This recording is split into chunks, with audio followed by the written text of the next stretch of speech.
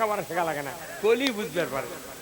উমার ফরদর সুন্দর পাশে ওমান আরাদান জিকরি ফাইন্নালাহু মাইসাতান দনকা ওয়া নাহশুরুহু ইয়াউমাল কিয়ামাতি আমা। উমার বুঝতে পারছে কিরে এত বড় দামি কথা, কিরে যে কোরআন শুনে যদি সেই পথে না চলে তাহলে দুনিয়া সংকীর্ণ হবি। কি এত বড় সংস্কার, কিসের সংকীর্ণ, তরবারি আছে আমার হাতত, ছাপা করে দেবে কথা কন না। শোনার পর বোঝার পর বাড়ির ভেতর উঠে তরবারির উল্টো পিঠটা আগে বুনক পিঠপের লাগছে, তারপর ভগ্নিপত পিঠপের লাগছে, উঠেই ঘাও কথা কন না। এমন প্রহার মারতে মারতে মারতে এক পর্যায়ে উমারের ভগ্নিপতির মাথায় তরবারির আঘাত লেগে ফিনকি দিয়ে রক্ত বেরিয়ে যাচ্ছে। বোন ফাতেমা ভাইকে জড়িয়ে ধরলেন, ভাইরে একই মায়ের সন্তান আপনি আমি, ভাইরে আমার স্বামীকে তুমি মেরো না, আমার স্বামীকে মেরো না, আমাকে মেরে মেরে শহীদ করে দাও। আমার স্বামীটা যদি মারা যায় আমি বিধবা হয়ে যাব।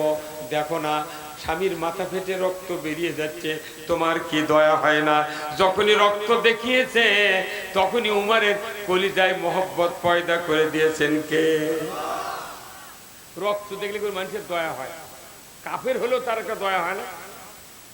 যখন রক্ত দেখে একটু অন্তর নরম হয়ে গেছে, ওই সুযোগেই আল্লাহ তাআলা উমারের কলিজায় এমন ভালোবাসা দিয়ে দিয়েছেন। ওই ভালোবাসার চোটে উমার বলছে, বোন রে ভুল করেছি। কি পড়ছিলে? আমার হাতে তুমি একটু খণ্ডটি দিয়ে দাও, আমি একটু নিজের চোখে দেখতে চাই।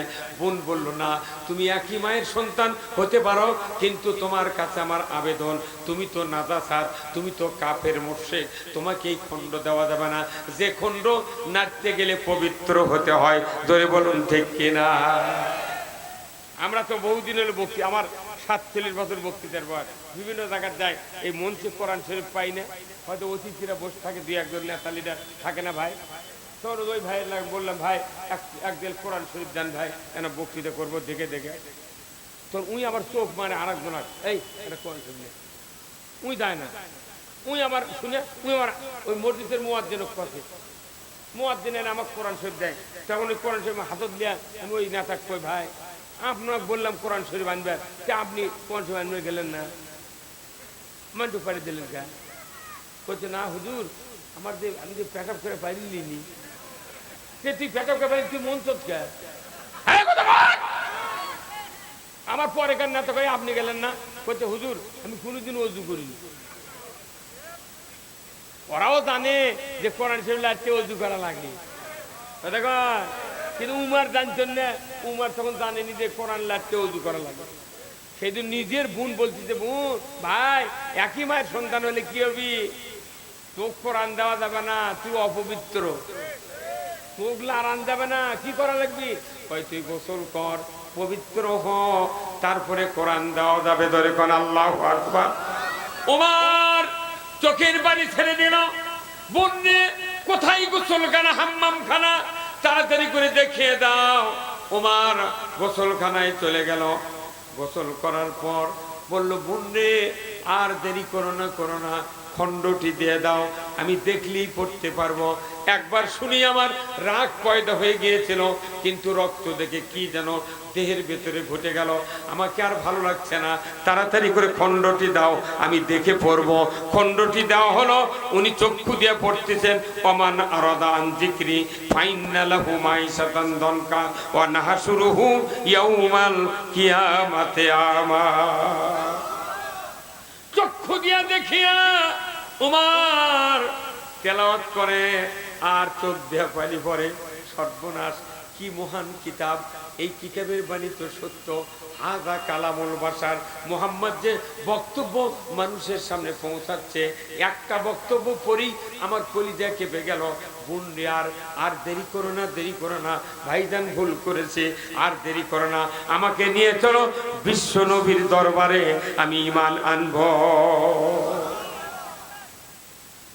সেই ফুলেরই রৌশানীতে আরশ কুরসি রৌশান, সেই ফুলেরই রঙ লেগে আজ ত্রিভুবন জালা সাহারাতে ফুটলো রে ফুল রঙিন গোলে লা লা সাহারাতে ফুটলো রে ফুল চীনের রসিক ভমর বুলবুল সেই ফুলের ঠিকানাই কেউ বলে হযরত মুহাম্মদ কেউ বা কামলি ওয়ালা সাহারাতে ফুটলো রে ফুল রঙিন গোলে লা লা সাহারাতে ফুটলো রে ফুল কি ফুল আল্লাহ রসুল উমার একবার শুনলেন একবার তেলাওয়াত করলেন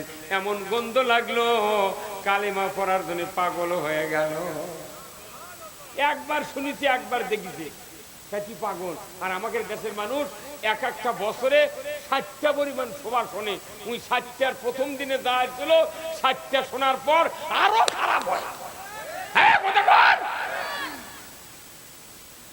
কথা কি খারাপ বললাম একবার শুনেছি একবার পড়েছি চাইতে করতে চলো নিয়া কালেমা পড়ে মুসলমান হব আল্লাহু আকবার আর আমরা যত কোরআন শুনি ততই কলজার চুলকায় না কোরআন শুনলে তার জিউ কলজার যার দুশ্মনী পয়দা হয় রাগ পয়দা হয় কিয়ামতের 10 বার হবে জীবনে জান্নাতে যাবে না কোরআন শুনলে আল্লাহর পক্ষ নিতে হবে কথা ঠিক কিনা আমার ভাইয়েরা ওমর ফারুক বলল ভাইরে আর দেরি করিয়েন না নিয়ে চলুন বিশ্ব নবীর দরবারে উমার আর সহ্য করতে পারছি না চলো রে বোন চলো এইবার লোকজন জানে যে মক্কাতে খবর চলে গেছে উমার নবীজির মাথা কাটবে তরবারি হাতে বোন আর ভগ্নিপতি পেছনে পেছনে যাচ্ছে দূর থেকে সাহাবারা মাথা পার হইয়া আবু জেহেলের বাড়ির সামনে দিয়া রসুলের বাড়ির সামনে রসুল কতজন সাহাবিক নিয়ে বসে আছেন উমার মাথাপের ভেতর দিয়া ছাপা মারোয়ার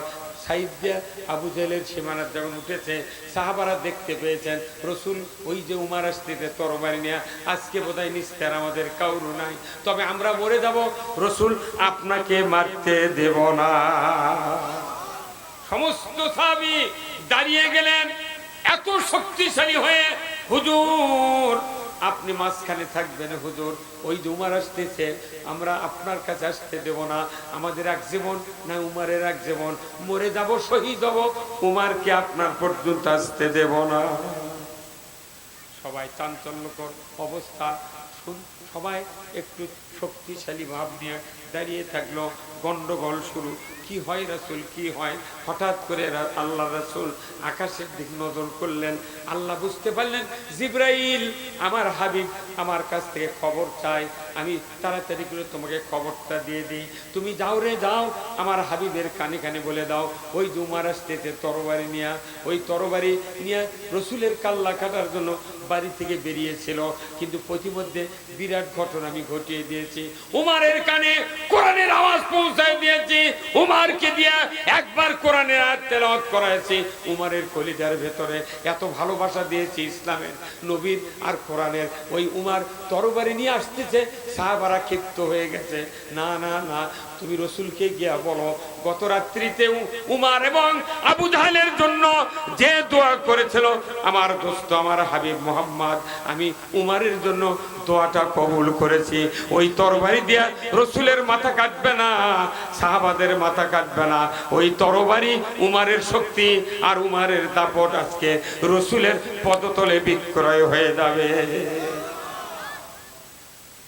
উমার ফারুক আশা ভাবি জিবরাইল এসে রসুলকে বলে গেলেন কানে কানে হুজুর হুজুর চিন্তা করবেন না সাহাবাদেরকে শান্ত হতে বলেন আপনার পর্যন্ত আসতে গিয়া যে রাস্তা দরকার সাহাবাদেরকে বলেন রাস্তা করে দাও যে উমার আসতেছে তরবারি নিয়ে ওই উমার আপনাকে হত্যা করতে পারবে না কাউকে টাচ করবে না ওই উমারের জন্য আল্লাহ দোয়া কবুল করেছেন আপনার গত রাতের দোয়া উমারকে ইসলামের জন্য আপনি কবুল করেছেন হুজুর গো আপনি চিন্তা করবেন না ওই উমার আপনার সামনে যখন আসবে আপনি এমন একটা ধমক দিবেন উমারের হাত থেকে তরবারি মাটিতে পড়ে যাবে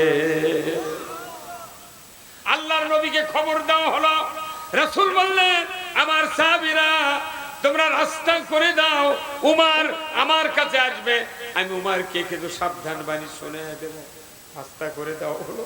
সাহাবারা চিন্তা করলেন, হুজুর যদি রাস্তা করে দিয়া আপনাকে যদি হত্যা করে তাহলে বাঁচাবে কে? আল্লাহর নবী বললেন, আল্লাহ আমার কাছে ডাইরেক্ট খবর পৌঁছায় দিয়েছে, আমার কোনো ক্ষতি হবে না, তোমাদের কোনো ক্ষতি হবে না। উমার তরবারি আর তার শক্তি ইসলামের পদতলে বিক্রয় করে দেবে। জোরে কন্যা মারহাবা। উমার ফারুক আসতেছে রাস্তা দিয়া, ডান হাতে তরবারি, রসুলের সামনে দাঁড়িয়েছেন। উমারের আল্লাহর নবী উমারের বাম হাত ধরলেন, ডান হাত দিয়া ধরে এমন জোরে ধমক দিলেন, উমার এইভাবে তুমি কতদিন থাকবা? রসুলের হুঙ্কার শুনে উমারের পুরা শরীর থরথর করে কেঁপে তরবারি জমিনে পড়ে গেল, তরবারি পড়ে গেল। উমার কোমরটা হালিয়ে তরবারি উঠায়া রসুলকে বললেন, ইয়া রাসূলুল্লাহ, ইয়া হাবিবাল্লাহ, 100 উটের লোভে আমি আপনার মাথা কাটার জন্য তরবারি নিয়ে বেরিয়েছিলাম। প্রতিমধ্যে আমার বোন ভগ্নিপতির সাথে বিরাট ঘটনা ঘটে গেছে। একবার শুনেছি আপনার কালামুল্লাহ শরীফের কথা, আর একবার পড়েছি, আর অন্তরকে স্থির রাখতে পারি নাই। হুজুর আপনার কাছে এসেছি, এই যে তরবারি বের করলাম, জিন্দিগিতে মৃত্যু পর্যন্ত এই তরবারি আর খাপে ঢুকবে না। যে তরবারি ইসলামের বিরুদ্ধে চলছিল, মুসলমানের বিরুদ্ধে চলছিল, কোরআনের বিরুদ্ধে চলছিল, এই তরবারি এখন ইসলামের পক্ষে চলবে। দুনিয়ার কোনো পরাশক্তি উমরের কাছে আসতে পারবে না।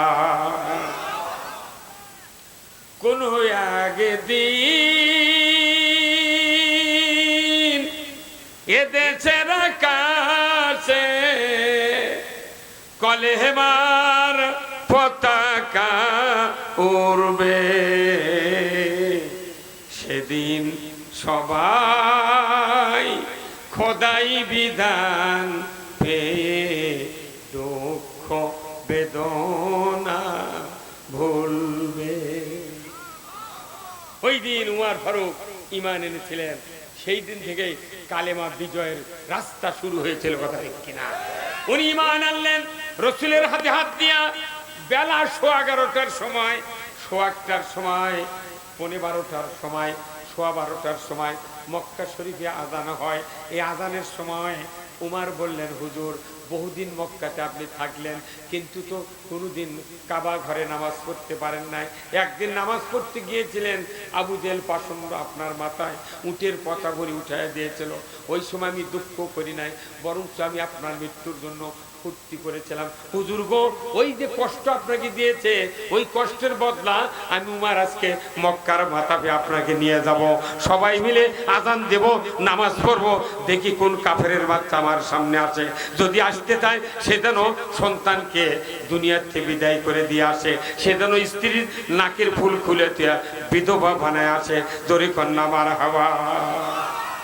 রাসূল বললেন, উমর রে খবরদার, আমরা এই সময় গন্ডগোল করব না, আর যাব না, খাড়ায় যাব না মাথাপে। তাহলে কি করব হুজুর? বলে এখানেই নামাজ পড়ব।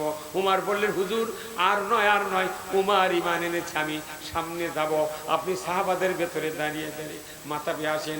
রসুলকে নিয়ে সাহাবীরা আবু জেহেলের বাড়ির সামনে দিয়া, সাফা মারা পাহাড়ের টিপা দিয়া মাথাপে আসলেন। আর উমর ফারুক সামনে সামনে তরবারি নিয়ে আসতেছে। ওই কাফেরেরা বলল, রে আবু জাহেল নেতা, উমর তো কাল্লা কাটার জন্য তরবারি নিয়ে গেল, সে কাল্লা না কাটে মুহাম্মদকে কেন মাথাবে ডাকে আনে? তখন আবু জাহেল বুদ্ধি শুদ্ধি না পা করছে, এটি এনে কাটছি। কোথায় এনে কাটবে? মাথা বোতানে কাটছি, মাথা বোতানে কাটছে। ওই যে কি ঘটনা ঘটছে আবু জেহেল তো জানে না। আবু জেহেলের কাছে ওই আছে, ওই তো মরা মানুষ, হ্যাঁ, লেখা নেই পড়া নেই, তাই তো মক্কার প্রধানমন্ত্রী। কথা কোন টাকা? হ্যাঁ, আমাদের দেশে কত এমপি আছিল সংসদে, কত মহিলা এমপি দিয়েছিল না সরকার, তাই সংসদে বক্তৃতা দিলে বাংলারে দেখে পড়ে পারে না, মানে বানান করে উচ্চারণ করে দিলে কেউ হয়। আচ্ছা, যে লোক বানান করে দেখে পড়বে পারে না বাংলা, ইয়াকে এমপি হওয়ার যোগ্য? চোখে চোখ দিছিল। যে জাতির নেতা যখন মূর্খ হবি, এই জাতির দোজক ছাড়া উপায় নেই। এই কথা কোন টাকা? হ্যাঁ, ময়না অজ্ঞা কে নিচ্ছে, এটা কাটবি কি বুঝতেছে আবু জেহেল? যে এটিএনে কাটতে লোক কথা। কিছুক্ষণ পর যখন রসুল তার পেছনে পেছনে মাতাবে হাজির, আমার ফারুক বলেন, হুজুর জীবনে তো নামাজ পড়ি নাই, আমি তো ওযু করতে পারি না, হুজুর একটু ওযুর ব্যবস্থা আমাকে শিখিয়ে দিতে বলেন। ওযু করে দিয়েছে। তখন তো মিনার ছিল না, মসজিদে তেমন আযানের ব্যবস্থা ছিল না।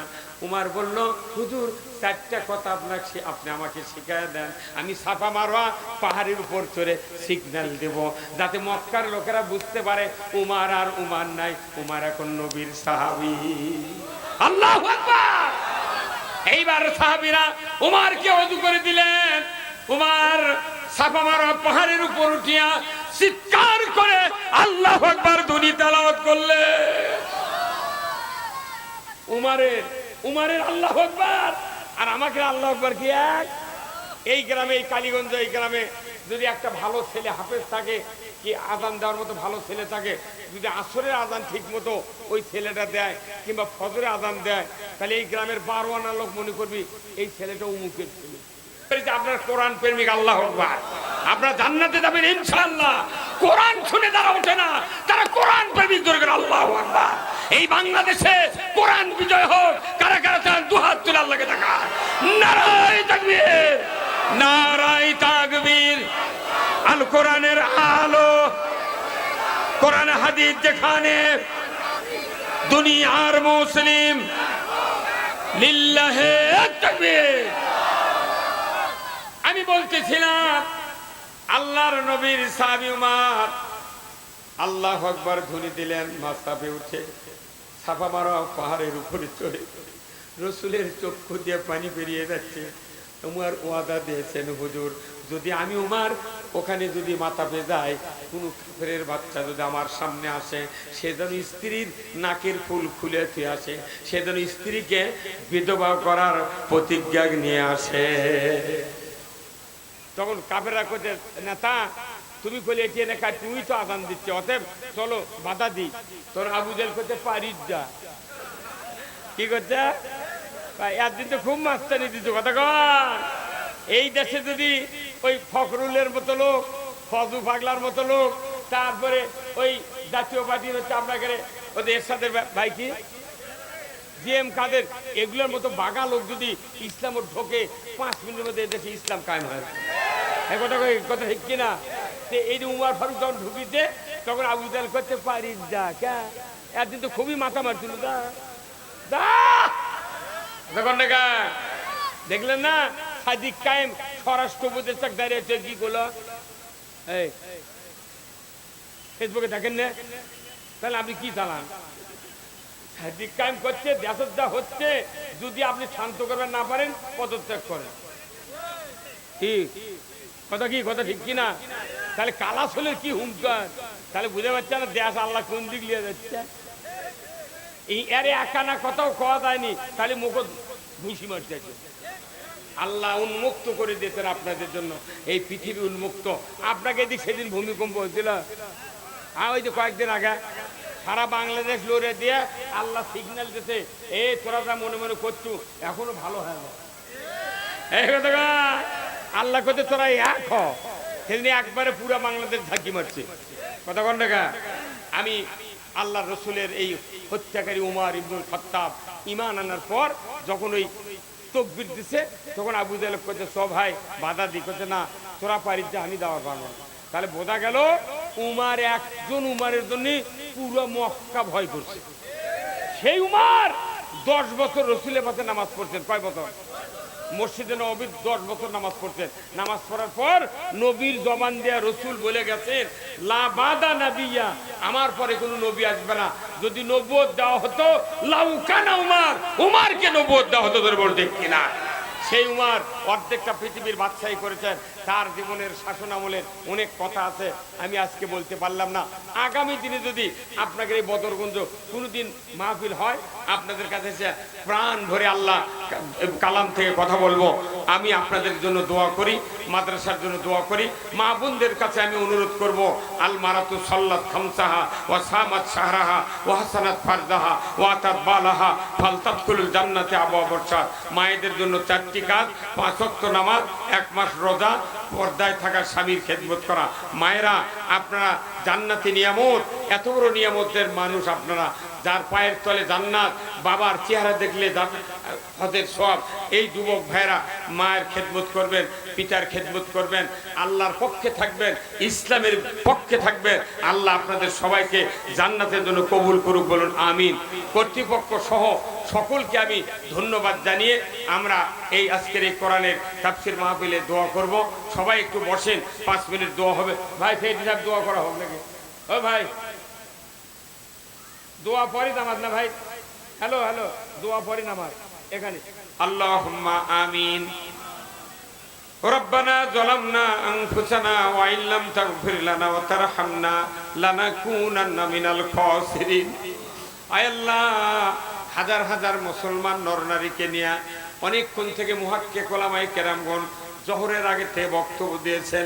আমি গুনাহগার আপনার দরবারে হাত তুলেছি, মা বোনদেরকে নিয়ে, অনেক মুরব্বিনে কেরামদেরকে, আলেম ওলামাদেরকে নিয়ে মক্কা মদিনায় হজ করেছেন, যাদের হাতখানা গিলাফ স্পর্শ করেছে, যাদের মুখখানা হযরত আসওয়াদে চুমু দিয়েছে, আল্লাহ এই মুরব্বিদেরকে নিয়ে হাত তুলেছি।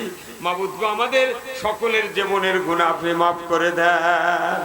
আয় আল্লাহ, মাদ্রাসা কবুল করে নেন। আল্লাহ মাহফিল কিয়ামত পর্যন্ত কায়েম রাখেন। আল্লাহ এই মাদ্রাসার থেকে হক্কানি হাফেজ, হক্কানি আলেম হওয়ার তৌফিক দিয়ে দেবেন। আল্লাহ এলাকার সকল যুবক ভাইদেরকে উমরের মতো ঈমান দিয়ে দেন, মুরব্বীদেরকে আবু বকরের মতো ঈমান দিয়ে দেন, মা বোনদেরকে হাজেরা রহিমার মতো চরিত্রবান বানায় দেন। আল্লাহ যে মা বোনদের ছেলে নাই ছেলে দিয়ে দেন, নিঃসন্তানীকে সন্তান দিয়ে দেন, যার মেয়ে বড় হয়েছে আল্লাহ সৎ পাত্রস্থ করার তৌফিক দিয়ে দেন। আয় আল্লাহ, যার বাড়িতে আমাদেরকে খাওয়া দাওয়া করালেন, ওই বাড়ি সহ সকলের বাড়িতে আপনি বরকতের দরজা খুলে দেন। আল্লাহ মাদ্রাসার কমিটির সেক্রেটারি, সভাপতি, ম্যানেজিং কমিটি, প্রধান অতিথি, বিশেষ অতিথি, আমন্ত্রিত অতিথি যারা হ্যান্ডবেলে ছিলেন, সকলকে আল্লাহ দ্বীনের জন্য কবুল আর মঞ্জুর করে নেন। আল্লাহ বাংলাদেশটাকে কোরআনের জন্য কবুল করে নেন। আয় আল্লাহ, আল্লাহ যত নেতৃবৃন্দ ইসলাম কায়েমের জন্য নির্বাচনে দাঁড়িয়েছে, সকলকে আল্লাহ শারীরিক সুস্থতা দান করে দেন।